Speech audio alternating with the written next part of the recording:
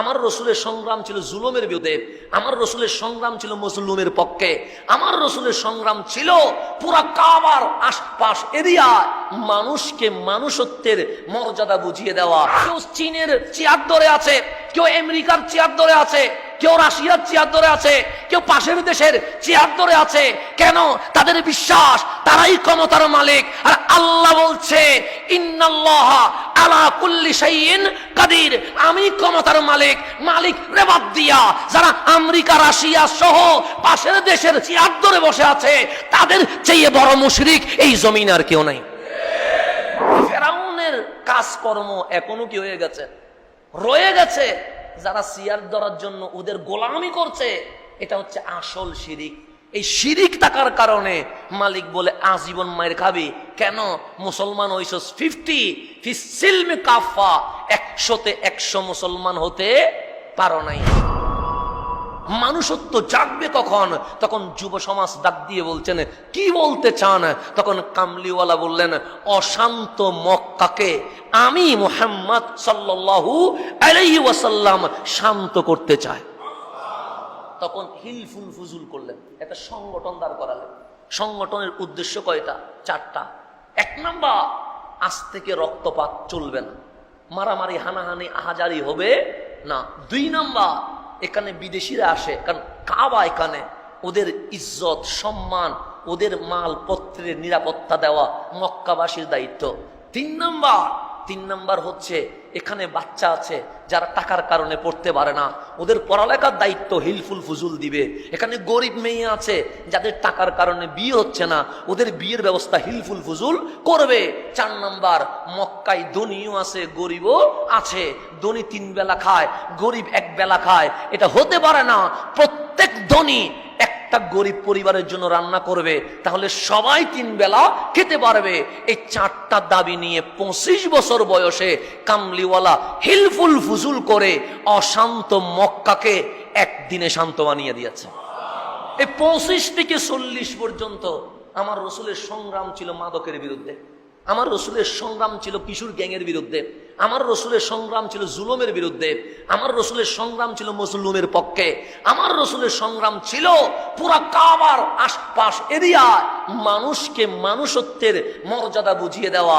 যখন সমাজ ঠিক হয়ে গেছে, তখন আল্লাহ বলে ইকরা বি ইসমি রব্বিকাল্লাযী খালাক। হাবিব মুশরিক তার মতাদর্শ প্রচারে বিশ্বে কাজ করেছে, ইহুদি খ্রিস্টান তার মেথড প্রচারে বিশ্বে কাজ করছে। যেমন বাংলাদেশে খ্রিস্টান মিশনারি এই আমাদের পার্বত্য অঞ্চলে তারা অসংখ্য মানুষকে টাকার লোভ দেখায়া কি বানাই ফেলছে, খ্রিস্টান বানাচ্ছে। তাহলে খ্রিস্টান মিশনারি বিশ্বে খ্রিস্টান ধর্ম প্রচারের কাজ করছে, ইহুদি অস্ত্র বোমা দিয়ে তাদের ধর্ম প্রচারে কাজ করছে।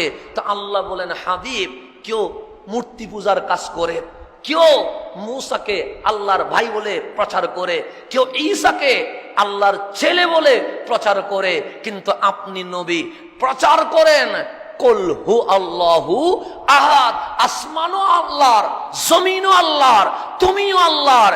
এই আসমানের নিচে জমিনের উপরে অন্য কারো পূজা চলবে না, একমাত্র মাওলার ইবাদত চলবে।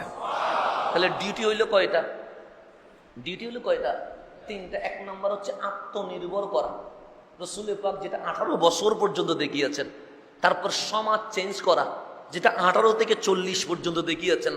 এরপর হচ্ছে কালিমার দাওয়াত, কোরআনের দাওয়াত, সুন্নাহর দাওয়াত দেওয়া, যেটা 40 থেকে 63 বছর পর্যন্ত দেখিয়েছেন। সেই জন্য এই 3টা সংগ্রাম আপনাকে করতেই হবে।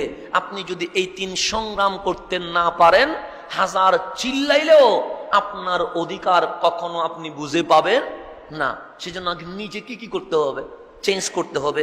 সেই জন্য আল্লাহ শিখিয়ে দিচ্ছেন, সর্বপ্রথম নিজেকে নিয়ে সংগ্রাম। চাকরি তো করতে হবে, ব্যবসা তো করতেই হবে, কারণ আমার পরিবার না হয় চলবে না। তো পাশাপাশি কি করব? আল্লাহ বলে দোয়া করো, আল্লাহুম্মা আইন্না আলা যিকরিকা ওয়া শুকরিকা ওয়া হুসনি ইবাদাতিকা।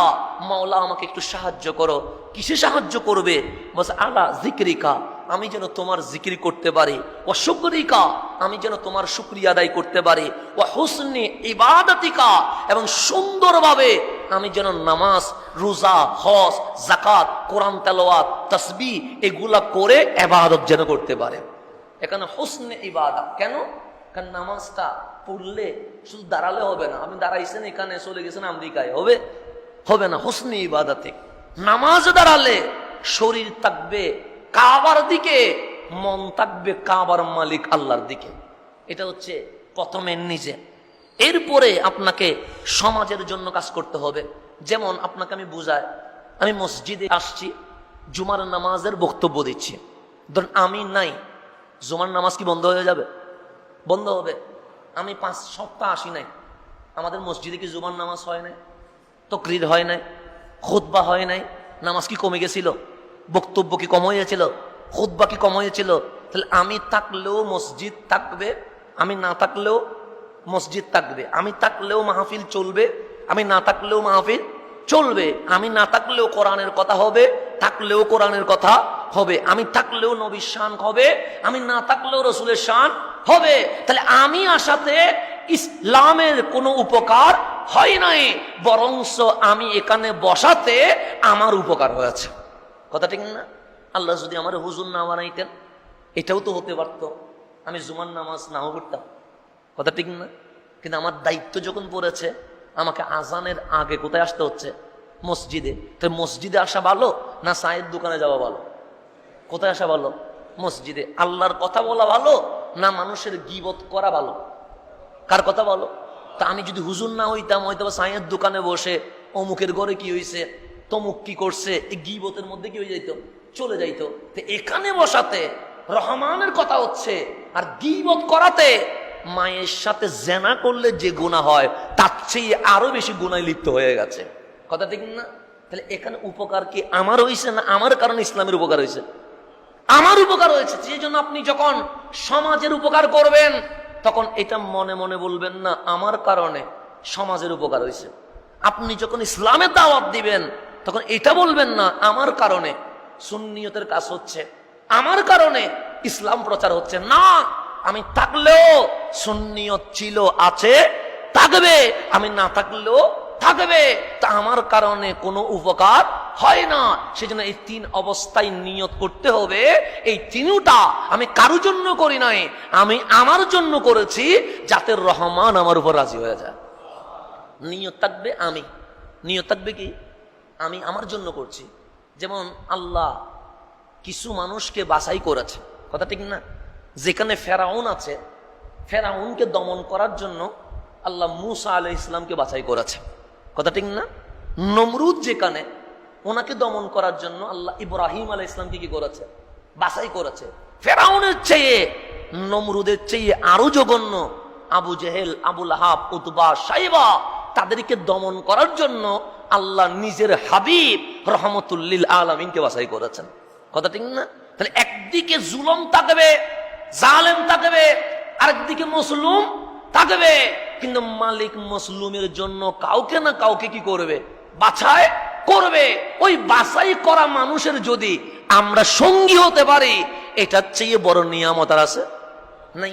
এটা তো শুকরিয়া আদায় করা দরকার যে মালিক আমাকে এটার জন্য কবুল করেছেন। আমি অযোগ্য ছিলাম, সেই কথাটা আপনাকে বলছিলাম। 800 কোটিরও বেশি মানুষ, 200 কোটিরও কম মুসলমান, তোর মধ্যে অনেকেই আছে মুসলমান নামে কিন্তু কাজে নাই। আপনি যদি বলেন, যেমন ফেরাউন বলেছিল আনা রব্বুকুমুল আলা, আমার চেয়ে বড় রব আর কেউ নাই। মিশরের মানুষ ওনার পূজা করেছে, বিশ্বের অনেক ক্ষমতাধর রাষ্ট্রপ্রধান ওনাকে মেনে নিয়েছে। কেন? উনি যদি খুশি থাকে আমার ক্ষমতা কি হবে? টিকবে। তো এখন এসে কেউ বলবে না আনা রব্বুকুমুল আলা, আমি বড় রব, কিন্তু কাজে কর্মে ফেরাউনের কথাটাই ওরা বলবে। যদি বলেন হুজুর কেমনে? যেমন বর্তমান সময়ে আরব রাষ্ট্রে মুসলিম প্রধান আছে না নাই? আছে। সৌদি আরবের রাষ্ট্রপ্রধান কি মুসলিম না নন মুসলিম? মুসলিম। মিশরের রাষ্ট্রপ্রধান মুসলিম, মালয়েশিয়ার রাষ্ট্রপ্রধান মুসলিম, পাকিস্তানের রাষ্ট্রপ্রধান মুসলিম। এরকম করে হিসাব করলে প্রায় 53 থেকে 54 রাষ্ট্রের প্রধান মুসলিম আছে না নাই? মুসলিম থাকার পরেও আমাদের ইয়েমেনের মধ্যে মুসলমান মার খাচ্ছে, সিরিয়ার মধ্যে মুসলমান মার খাচ্ছে, ফিলিস্তিনে বাচ্চা পর্যন্ত রক্তে লাল হয়ে যাচ্ছে, এরপরেও মুসলমান রাষ্ট্রপ্রধানদের কোনো মাথা ব্যথা আছে নাই। তাহলে ওরা কি করছে? ওরা নিজেদের ক্ষমতা টিকানোর জন্য কেউ আমেরিকার পা ধরে আছে, কেউ রাশিয়ার পা ধরে আছে। এটার নাম শিরিক। এটার নাম কি? শিরিক। ওরা মনে করছে আমেরিকা যদি চায় ক্ষমতা আমার টিকবে, আমেরিকা যদি না চায় ক্ষমতা আমার টিকবে না। রাশিয়া যদি চায় ক্ষমতা টিকবে, রাশিয়া যদি না চায় ক্ষমতা টিকবে না। চীন যদি চায় ক্ষমতা টিকবে, চীন যদি না চায় ক্ষমতা টিকবে না। তো মুসলিম রাষ্ট্রপ্রধান গুলো কেউ চীনের চেয়ার ধরে আছে, কেউ আমেরিকার চেয়ার ধরে আছে, কেউ রাশিয়ার চেয়ার ধরে আছে, কেউ পাশের দেশের চেয়ার ধরে আছে। কেন? তাদের বিশ্বাস তারাই ক্ষমতার মালিক। আর আল্লাহ বলছে ইন্নাল্লাহা আলা কুল্লি শাইইন কাদির, আমি ক্ষমতার মালিক। মালিক রে বাদ দিয়া যারা আমেরিকা রাশিয়া সহ পাশের দেশের চেয়ার ধরে বসে আছে, তাদের চেয়ে বড় মুশরিক এই জমিন আর কেউ নাই। আপনি বলছেন শিরিক নাই, মাজার জিয়ারত করা সুন্নত, এখানে শিরিক না। শিরিক হচ্ছে আমেরিকার ফাঁস আটা সাটেকার, আমেরিকার আবার শিরিকের ফতোয়া দিতে ব্যস্ত। কবর জিয়ারত করা শিরিক না, কবর জিয়ারত করা সুন্নত। কবর আল্লাহর হয় না, কবর কার হয়? যে মারা যায় তো আল্লাহ কি মারা যায়? তো বান্দা হয়। যখন সালাম দিছেন, সালাম কি আল্লাহরে দেওয়া যায়? বলছেন আসসালামু আলাইকুম ইয়া হালাল, সালাম দিছেন কারে? কবরে। আল্লাহর সালাম দিতে পারবেন? আল্লাহ সালাম দিতে ইমান চলে যাবে। সালাম যখন দিছেন, শিরিক আর এর মধ্যে পার্থক্য হয়ে গেছে। আল্লাহর বান্দার মধ্যে কি হয়ে গেছে? সূরা ফাতিহা পড়ে যখন ইসালে সওয়াব পড়ছেন, বান্দার আল্লাহর মধ্যে কি হয়ে গেছে? পার্থক্য হয়ে গেছে। তো কবরে শিরিক খুঁজে লাভ নাই, শিরিক তো নিজেরাই করতে বসে আছে। তো ফেরাউনের কাজকর্ম এখনো কি হয়ে গেছে? রয়ে গেছে। যারা সিয়ার ধরার জন্য ওদের গোলামি করছে, এটা হচ্ছে আসল শিরিক। এই শিরিক থাকার কারণে মালিক বলে আজীবন মায়ের খাবি। কেন? মুসলমান হইছস 50 ফিসিলমে কাফা, 100তে 100 মুসলমান হতে পারো নাই। তো ফেরাউন মুখে না বললেও ফেরাউন এখন কাজে কর্মে বলে। আমেরিকা বলে আমারে মানতে হবে, না মানলে সমস্যা করি ফেলবো। রাশিয়া বলে আমারে মানতে হবে, চীন বলে আমারে মানতে হবে। এই মানতে হবে, এটার নাম হচ্ছে আনা রব্বুকুমুল আলা। এটার নাম হচ্ছে রব্বুকুমুল আলা। মুখে না বললেও কাজে দিয়ে বলছে আমাকে মানতে হবে, আমার কাছে আমার চেয়ারে বয়। সেই জন্য এই চেয়ারটার জন্য মুসলিম সেনা প্রধানগুলো ঈমান বিক্রি করে দিচ্ছে, আছে না নাই? তাদের কারণে ফিলিস্তিনে মার খায়, তাদের কারণে ইয়েমেন সিরিয়াতে কি হচ্ছে? মার খাচ্ছে। তা আল্লাহ যেন আমাদেরকে সেই আসল শিরিক থেকে মুক্ত থাকার জন্য তৌফিক নসিব করেন।